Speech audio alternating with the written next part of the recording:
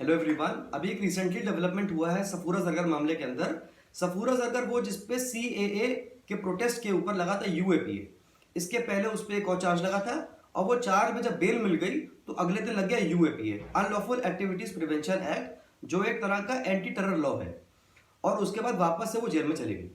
अब इसके बाद कुछ दिन पहले उनकी जो बेल थी वो कर दी गई थी रिजेक्ट बाय एडिशनल सेशन जज of Patiala house new Delhi, जिसपे मैंने ऑलरेडी वीडियो बनाया हुआ है और काफी अच्छा रिस्पॉन्स उस पर आया है। अब इसके बाद क्या हुआ है, अभी थोड़ी देर पहले ही क्या हुआ कि अमेरिकन बार एसोसिएशन यानी कि ABA, centre for human rights ने इस पर संज्ञान लेते हुए एक रिपोर्ट दी है। ये एक प्रिलिमिनरी रिपोर्ट है और अभी बाकी रिपोर्ट की बात भी की जा रही है। इस रिपोर्ट के हिसाब से इन्होंने ये बोला है कि उसकी जो डिटी वो ह्यूमन राइट्स के वायलेशन में जा रही है। और साथ ही उन्होंने बात बोली है कि कोर्ट को ये करना चाहिए, इंडियन कोर्ट्स को, कि उसको भी तुरंत के तुरंत रिलीज किया जाए। अब उन्होंने जो चेन ऑफ इवेंट्स बताया वो अब देखिए। इन्होंने बोला कि 13 दिसंबर 2019 को दिल्ली पुलिस ने फोर्स का इस्तेमाल करते हुए नॉन वायलेंट प्रोटेस्ट को जो है हटाया इन जामिया मिलिया इस्लामिया, और उसके बाद सफूरा जरगर को करा डिटेन। और वो प्रेग्नेंट है। और साथ ही ये बात बोली कि जिस प्रिजन में वो रह रही है तिहाड़ जेल के अंदर, वहां पे एक व्यक्ति, एक अफसर को ऑलरेडी कोरोना हो चुका है और 3 इनमेट्स जो है वो क्वारंटीन में हैं। साथ ही उनको पीसीओडी नाम की बीमारी है, उसके बारे में भी बोला है। और ये कहा है कि इसलिए इंडियन कोर्ट्स को उसको कर देना चाहिए रिलीज। इन्होंने काफी सारी बातें और बोली है, मैं आपको बताता हूं। इन्होंने ये बोला है कि हमारी रिपोर्ट से साबित होता है, अभी जो प्री रिपोर्ट है, कि उसका डिटेंशन जो है वो does not meet international human right standards. और ये किस संदर्भ में बोला ये देखिएगा। पहले पहले हमको ये समझना होगा कि ये सेंटर जो है एबीए ऑफ ह्यूमन राइट्स, ये क्या काम करता है। बोला है इन्होंने डिटेंशन के ऊपर। इन्होंने बोला है सबसे पहले कि जो इनका वकील था सफूरा जरगर का, उन्होंने पहले बोला था कि एफआईआर में जो फर्स्ट इंफॉर्मेशन रिपोर्ट होती है किसी भी क्राइम की, उसमें इसका नाम भी नहीं है। फिर उन्होंने ये भी बोला कि उसके वकील ने एक और बात बोली थी कि right to freedom of association को रोका जा रहा है इससे, और इसीलिए 437 के अंदर उनको बेल दे दी जाए। 437 का मतलब bail in non bailable offences, कि अगर आपके पास कुछ क्राइटेरिया मीट हो रहा है तो नॉन बेलेबल ऑफेंसेस, जैसे कि यूएपीए के जो धाराएं लगी है इन पे, वो नॉन बेलेबल है। वहां पे बेल जो है वो अधिकार के रूप में नहीं मिल सकता, वहां पे बेल देने की बात करी गई है। और उन्होंने उसी सेक्शन के अंदर जो है बेल मांगी थी। अब बात इन्होंने बोली इंटरनेशनल लॉ के ऊपर। इंटरनेशनल लॉ के ऊपर ये बात बोली इन्होंने कि ICCPR, international covenant of civil and political rights, इसके ऊपर भी मेरा वीडियो बना हुआ है ऑलरेडी, कि इंडिया वहां पे स्टेट पार्टी है। और ये बोलता है ICCPR, it should not be the general rule that persons awaiting trial shall be detained in custody, कि जो व्यक्ति ट्रायल का इंतजार कर रहा हो उसको कस्टडी में रखा जाए। अब देखिए, मैं आपको बताता हूं कुछ बात बेल लॉ के बारे में। देखिए, बेल जो होती है वो इसलिए दी जाती है या इसलिए नहीं दी जाती है कि उसे ट्रायल का इफेक्ट ना हो जाए। कि अगर मुझे कोर्ट के सामने प्रस्तुत होना है तो फिर अगर मैं प्रस्तुत हो सकता हूं और मैं इस व्यक्ति, इस नेचर का आदमी हूं कि मैं प्रस्तुत हो सकता हूं बिना जेल जाए, तो बेहतर है कि आप मुझे छोड़ दीजिए। अगर मैं बाहर भाग सकता हूं या फिर मेरे पास ये भी पावर है कि मैं एविडेंसेस के संग छेड़छाड़ कर सकता हूं, अगर मैं कोई बहुत बड़ा लीडर रहा हूं या कोई बहुत बड़ा ताकतवर आदमी रहा हूं, तो मुझे बेल नहीं दी जाएगी इस ग्राउंड पे कि मैं भाग ना जाऊं या फिर एविडेंसेस के साथ विटनेसेस के संग छेड़छाड़ ना कर दूं या फिर ऑफेंस को रिपीट ना कर दूं। अगर ये ग्राउंड बीट हो रहा है तो बेल रिजेक्ट हो सकती है।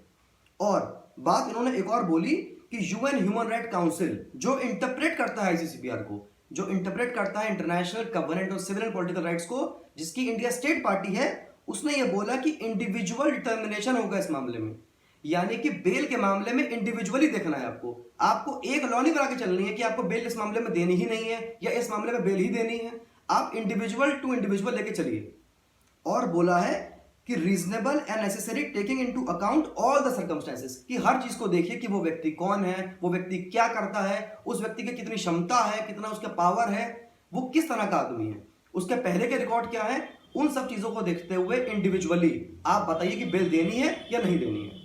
साथ ये बोली कि वो अगर प्रिवेंट कर सकता है फ्लाइट, यानी कि अगर वो बाहर जा सकता है या इंटरफेयर कर सकता है विद एविडेंसेस या रिकरेंस ऑफ क्राइम, बार बार एक अपराध कर सकता है, तो फिर आप बेल को करिए रिजेक्ट। साथ ही बात उन्होंने बोली कि UN working group on arbitrary detention जो भी इंटरप्रेट करता है आईसीसीपीआर को, उसके हिसाब से any detention must be exceptional end of short duration, कि जो आप अगर किसी को डिटेन कर रहे हैं विदाउट ट्रायल, जिसका ट्रायल अभी पेंडिंग है, तो वो एक्सेप्शनल हो और शॉर्ट ड्यूरेशन के लिए हो, जो साथ में जुड़ा हुआ हो measures intended only to ensure representation of the defendant in judicial proceeding, कि आप उसको इसलिए जेल में बंद कर रहे हैं बिफोर ट्रायल कि वो केवल कोर्ट में अपीयर हो सके। अगर वो ये क्राइटेरिया फुलफिल कर सकता है बाहर रह के भी, तो आप उसको बाहर रहने दीजिए। अगर उसके पास इतना पावर, इतना भौकाल नहीं है कि वो बाहर जाकर कोई काम कर सकता है और कुछ हेराफेरी कर सकता है, अगर वो हेराफेरी नहीं कर सकता है तो आप उसको बेल दे दीजिए। साथ ही उन्होंने बात बोली है कि ये बात सब छोड़ दीजिए कि मान भी ले कि अगर उसके पास रीजंस थे कि जो है आप उसको बेल नहीं दे सकते थे या उसके पास इतना पावर या भौकाल था, उसके बाद भी UN rules for the treatment of women prisoners and non custodial measures for women offenders, इसको बोलते हैं बैंकॉक रूल्स, उसके हिसाब से एक प्रेग्नेंट वुमेन को जनरली नॉन कस्टोडियल मेजर्स में ही रखा जाएगा। यानी कि अगर वो प्री ट्रायल है तो जनरली ज्यादातर मामलों में वो नॉन कस्टोडियल होगी, यानी कि कस्टडी के बगैर होगी। साथ ही उन्होंने बोला कि WHO की ये बातें हैं इस वक्त कि इस वक्त जो है काफी ज्यादा हाल बुरा चल रहा है कोरोना वायरस से, और साथ ही Tihar jail already over capacity है।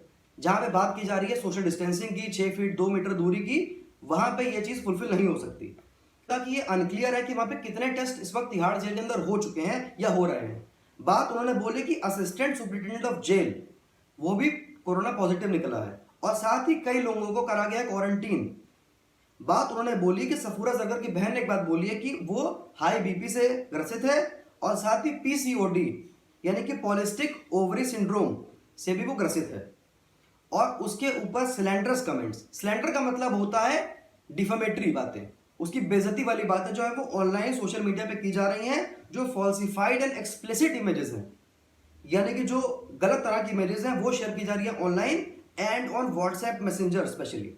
इन्होंने कि दिल्ली कमीशन ऑफ विमेन ने इस बात पर संज्ञान लिया है और ये कहा है दिल्ली पुलिस साइबर सेल से कि आप इस मामले में चार्जेस लगाइए उन लोगों पे जो सफूरा पे इस तरह से अटैक कर रहे हैं एक्सप्लिसिटली, और उस पे इंडियन लॉ के तहत कार्रवाई करिए। साथ ही बोला है उन्होंने इस पूरे मामले को लेते हुए कि given the lack of clear evidence of criminal conduct, कि उसका कोई क्रिमिनल कंडक्ट पहले रहा था, या FIR में जिस तरह से बात की जा रही है, साथ ही वो प्रेग्नेंट कंडीशन में है, साथ ही failure of prosecutor to specifically explain कि सफूरा जरगर कैसे थ्रेट हैं बेल के मामले में, कि अगर वो बेल पर रिलीज हो जाएंगी तो वो खतरा बन जाएंगी या वो एविडेंसेस को मिटा देंगी, ये बात वो क्लियरली एक्सप्लेन नहीं कर पाए। उन्होंने ये बोला है कि the centre urges the court, यानी कि सेंटर मतलब ABA centre for human rights, अर्ज करता है कोर्ट से टू अपहोल्ड, कि चढ़ा के रखे वही इंडिया के वो मॉरल्स और इंडिया के वो legal obligation given the pandemic, कि पेंडेमिक का भी इस पे असर है, और इमीडिएट रिलीज करे सफूरा जरगर को। तो ये बात कुल मिला के बोली है ABA centre for human rights ने। और देखिए इस मामले में मैं जो भी बता रहा हूं आपको, ये इसमें मेरे खुद के कोई भी विचार नहीं है, ना पहले वाले वीडियो में थे ना इस वाले वीडियो में, मैं केवल आपको ऑर्डर टू ऑर्डर पढ़ के बता रहा हूं और उसको समझा के दे रहा हूं। अगर आपको वीडियो पसंद आता है तो उसको लाइक करिए, चैनल को सब्सक्राइब करिए और वीडियो को शेयर करिए। Thank you.